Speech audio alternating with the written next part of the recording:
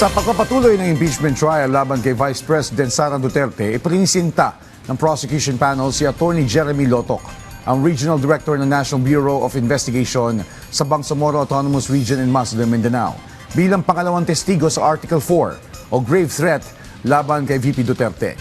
Ang detalye niya mula kay J.M. Thompson.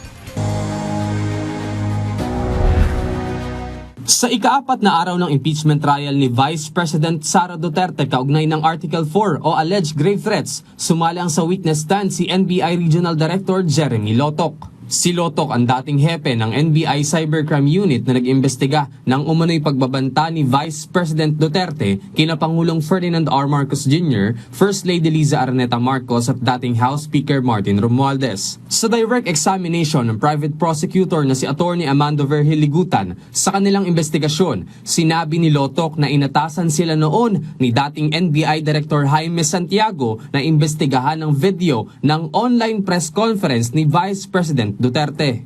Sinabi rin ni Lotoc na inatasan niya si NBI Senior Agent John Mark Calilong na i-preserve ang digital evidence kabilang ang video ng online press conference na ipinalabas sa Facebook page ni Harry Roque noong November 23, 2024. Ayon pa kay Lotoc, sinuri ng NBI ang umano'y intensyon, motibo at kakayahan ni Vice President Duterte na maisakatuparan ang kanyang mga pahayag. Kabilang din niya sa kanilang sinuri ang press conference ng Office of the Vice President noong October 18, 2024 kung saan nabanggit umano ng pangalawang Pangulo ang pahayag na gusto niyang tanggalin ang ulo na ayon sa NBI ay tumutukoy kay Pangulong Marcos Jr. Ipinalabas din sa impeachment court ang bahagi ng nasabing press conference. Inisa-isa rin ni Lotoc ang mga naging reaksyon ng Pangulo, dating House Speaker at mga ahensya tulad ng PCO, PNP, NSC at AFP. Ibinahagi rin ni Lotoc na naglabas ang NBI ng mga sabpina sa mga mamamahayag na dumalo sa press conference noong November 23, 2024, gayon din kay Vice President Duterte noong November 25, 2024 at muli noong December 2, 2024. Hindi umano nakadalo si Vice President Duterte sa unang paanyaya dahil sa office matter. Ayon kay Lotoc, ipinaliwanag din ng NBI sa kanilang liham na nagsasagawa sila ng investigasyon kaugnay ng umano'y banta sa buhay ng pangalawang Pangulo. Ayon pa kay Lotoc, seryoso at tunay na banta ang kanyang pagtingin sa mga pahayag ni Vice President Duterte. Ipinaliwanag ni Lotoc na 4 na factors ang ginamit ng NBI sa pagsusuri sa mga pahayag. Ang paraan ng pagkakabigkas, ang literal na kahulugan ng mga salita, ang kalikasan ng pahayag o instruction at ang ugnayan ng mga sangkot na panig. Inilarawan din niya si Vice President Duterte sa video bilang furious and fuming mad at sinabing ilang ulit itong nagbitaw ng mga mabibigat na salita laban kay Pangulong Marcos Jr., First Lady Liza Araneta Marcos at dating House Speaker Romualdez. Muling ipinalabas ng prosecution ang mga bahagi ng online press briefing noong November 23, 2024 kung saan makikita ang mga pagmumura at pagbatikos ng pangalawang Pangulo. Binigyang diin pa ni Lotoc na mula sa pananaw ng law enforcement, nakaalarma ang mga pahayag dahil maaaring samantalahin ito ng ibang grupo. Pwede hong mag-take advantage ng ibang grupo dyan, ibang individual.